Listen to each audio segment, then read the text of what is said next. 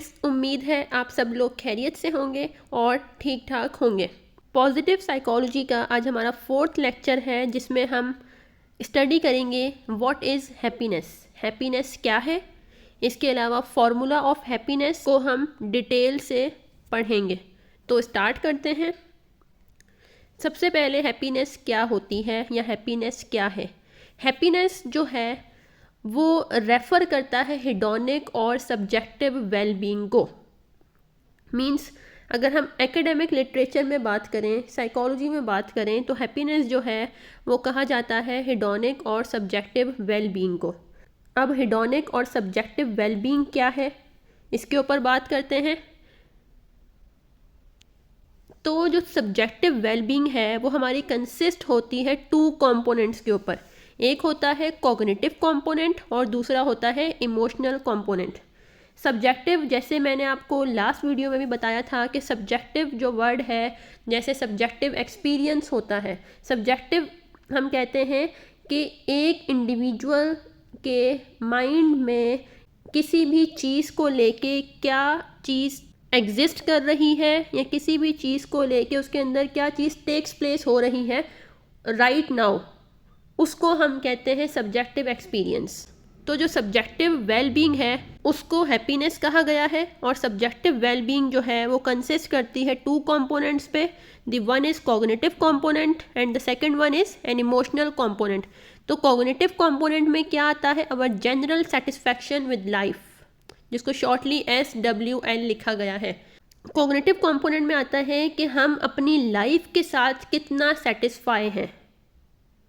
Life के साथ satisfy होने से क्या मतलब है कि हम अपनी जो डिफरेंट डोमेन्स हैं लाइफ की, उसमें किस तरह वर्क कर रहे हैं, उसमें हमारी परफॉर्मेंस कैसी है, उसमें हम खुश हैं उस चीज़ से या फिर नहीं, उस चीज़ से हम कितना सेटिस्फाई हैं। मींस एक पर्टिकुलर डोमेन में एक इंडिविजुअल जो एक जॉब परफॉर्म करता है, जो उसका टास्क होता है, जो उसकी परफॉर्मेंस होती है, वो उसके साथ, उस काम के साथ कितना सेटिस्फाई है, इसको हम कहते हैं सेटिस्फैक्शन विद लाइफ और कॉग्निटिव कंपोनेंट। लाइक कि आप अपनी हेल्थ के साथ कितना सेटिस्फाई हो, आप अपने रिलेशनशिप्स के साथ कितना सेटिस्फाई हो, आपके साथ जो इंडिविजुअल रिलेशनशिप में है, आपके पेरेंट्स, आपके सिबलिंग्स, आपके स्पाउस, आपके फ्रेंड्स, आपके नेबर्स या और सोसाइटी में जो दूसरे लोग हैं, उनके साथ आपका रिलेशनशिप कैसा है, आप अपनी हेल्थ से सेटिस्फाई हो या नहीं, अपनी फिज़िकल हेल्थ से, अपनी मेंटल हेल्थ से, अपनी स्किल्स से। मीन्स आपके पास जो जो चीज़ें मौजूद हैं उससे आप कितना सेटिस्फाई हो, कितना खुश हो, अपने वर्क से कितना सेटिस्फाई हो, मनी से कितना सेटिस्फाई हो। जैसे कुछ लोग होते हैं कि उनके पास इतना पैसा होने के बावजूद भी वो जो है वो खुश नहीं होते। वो कहते हैं कि अभी हमें और पैसा कमाना है, अभी हमें और पैसा चाहिए, ये हमारे लिए कम है। तो इट मीन्स कि वो अपनी मनी से सेटिस्फाई नहीं है। सेटिस्फैक्शन विद लाइफ होने का मतलब ये है कि आप इंटरनली, आपका कॉग्निशन लेवल पे जो है सेटिस्फैक्शन होनी चाहिए। तो मीन्स उनके पास जो चीज़ मौजूद है वो उससे सेटिस्फाई नहीं है।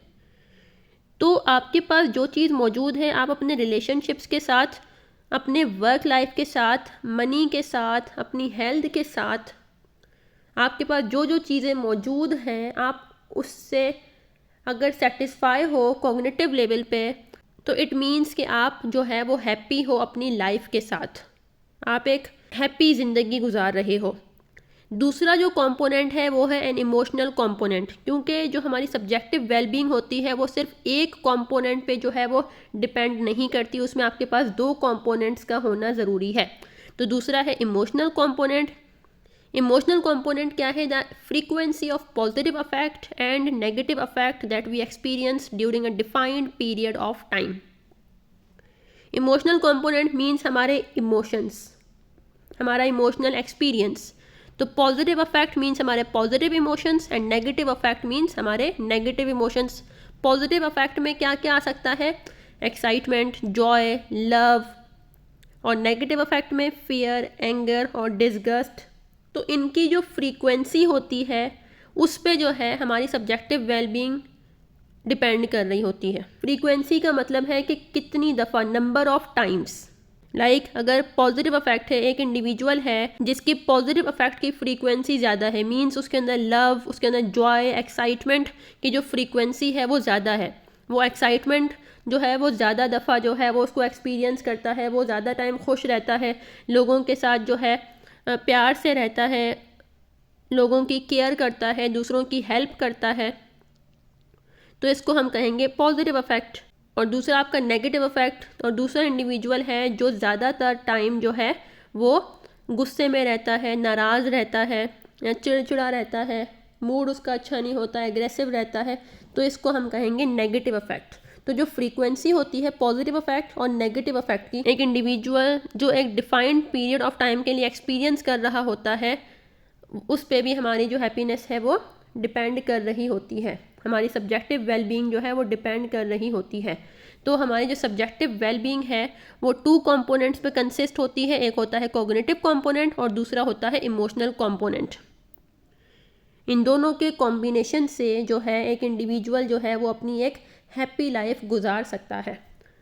इसके बाद अब हम जो है वो सब्जेक्टिव वेलबींग का एक फार्मूला है जो कि 2000 में डाइनर ने जो है इंट्रोड्यूस करवाया था। ये फार्मूला कुछ ऐसे है कि SWB, which is abbreviated as subjective well-being, is equals to satisfaction with life plus positive affect minus negative affect। ये फॉर्मूला है, इसको डिफाइन कैसे किया जाए? People with high level of subjective well-being will likely be satisfied with their lives, experience pleasant emotions frequently and experience negative emotions infrequently। वो लोग जिनमें subjective well being का लेवल हाई होता है वो अपनी लाइफ के साथ जो है वो उतना ही ज़्यादा सेटिस्फाई होते हैं, जो प्लेजेंट इमोशंस हैं, जो पॉजिटिव अफेक्ट हैं उसको फ्रीक्वेंटली एक्सपीरियंस करते हैं, मींस ज़्यादा दफ़ा जो है वो पॉजिटिव और प्लेजेंट इमोशंस को एक्सपीरियंस करेंगे, और नेगेटिव इमोशंस को जो है वो इनफ्रीक्वेंटली एक्सपीरियंस करते हैं, मींस कम टाइम जो है वो एक्सपीरियंस करते हैं। क्योंकि अब हम ऐसा नहीं कह सकते कि यहाँ पे अगर ये होता कि नेगेटिव अफेक्ट ही माइनस कर दें हम, मींस यहाँ से एक्सक्लूड कर दें, तो ऐसा पॉसिबल नहीं है।